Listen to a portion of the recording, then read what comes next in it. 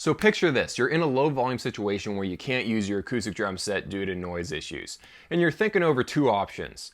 Number one, you can buy an electronic drum set, or number two, you can buy Remo Soundstroke mesh drum heads and use that with Zildjian L80 cymbals. So from those two options, what's the best one to choose? My answer to that's coming up. What's up, Justin here, welcome to 65 Drums, the place to keep on top of all things electronic drum related. So this is a question a lot of drummers are coming across. Now I've played the Zildjian L80 plus Remo Soundstroke setup. I'm not going to do any kit examples of that. If you want to hear what it sounds like acoustically, I'll try to link some playing examples down in the description below. If you want to see an electronic drum buyer's guide for 500 bucks, I've got a video on that down in the description below as well if you want to go check that one out. But that's the price point we're dealing with here. If you buy a whole set of these mesh drum heads, it's going to be about $90. That's for your kick drum, your snare, and 3 toms.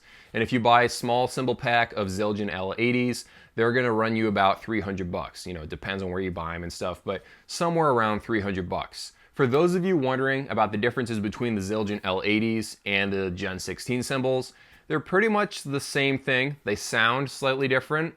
But the big difference is really that the Gen 16s, they have little microphones underneath each bell going to a module. Now these cymbals are made out of metal. It's not some sort of weird plastic or anything.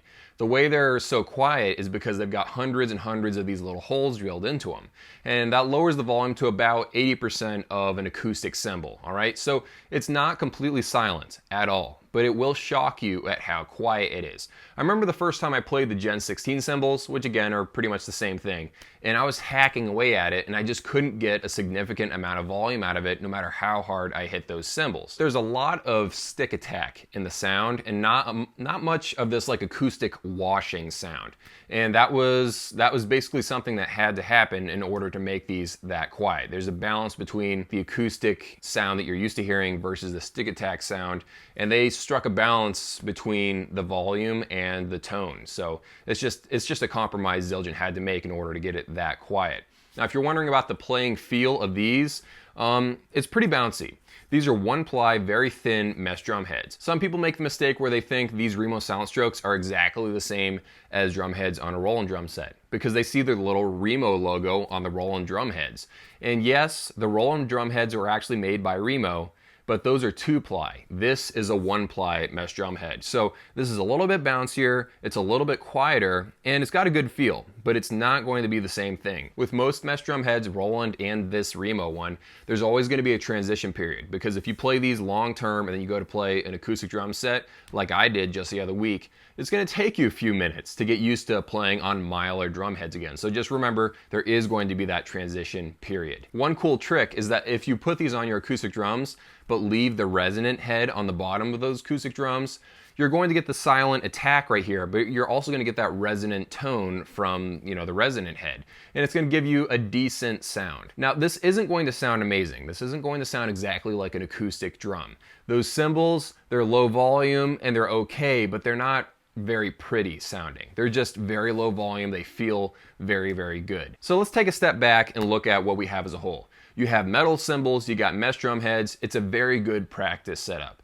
The only problem here really is that it's going to take you a while to take off the mesh drum heads, put on the Mylar acoustic ones, switch out all the cymbals when you want to play full acoustic setup again. That's one thing to take into consideration. But for such a low cost, this is why a lot of people are choosing this setup. There's even an alternative product, I don't remember the company, but it's basically these Remo Soundstroke looking heads that are black, and you just place it on top of your drums. So your acoustic heads still stay there, but you can still play on mesh heads and then just take them off really, really fast whenever you want to go back to playing acoustic drums. That's another option for you to look into if you don't want to go the electronic drums route. All right, so let's switch over to talking about, you know, the competition, an electronic drum set for $400. The problem is there aren't really $400 electronic drum sets. It's either 300 bucks or 500 bucks. So let's round it up and just talk about $500 drum sets. If you want to see my list on the best electronic drum sets for 500 bucks, go check out a video I made in the description below.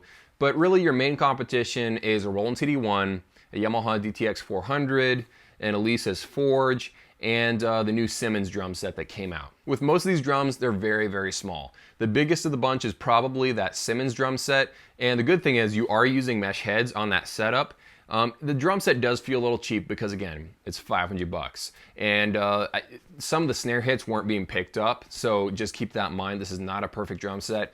But if you're looking for decent size and okay sounds, this might be the drum set for you. My top pick for 500 bucks is probably still the Alesis Forge, but again, that varies from person to person. What are the pros and cons of buying the electronic drum set versus buying the L80 plus Remo Silent Stroke setup? The pros on buying the electric kit is that you're gonna have a separate kit. So you don't have to set up and tear down and all that stuff. This is just for practice. You don't have to remove drum heads and cymbals and put other ones on and all that crap. You don't have to worry about that. You have this dedicated set. Another advantage of buying an electronic kit is that it's just smaller. It's more portable. I know it can be a little bit annoying to transition to that smaller playing surface, but that does mean you can fit this electronic drum set nearly anywhere. And then finally, this setup will be quieter than the L80s. The L80s, they're the main culprit because they're a lot louder than these mesh heads. These are very quiet unless you're hitting the rim. The rim is where all of the volume comes from. For people that want very, very quiet setups and they want something very portable and they want to be able to select different sounds and maybe even play samples along the way, an electronic drum set will probably be for you. On the other hand, if you're a diehard acoustic drum set guy, you're probably better off buying the mesh heads and the Zildjian cymbals because it's just going to work out better for you.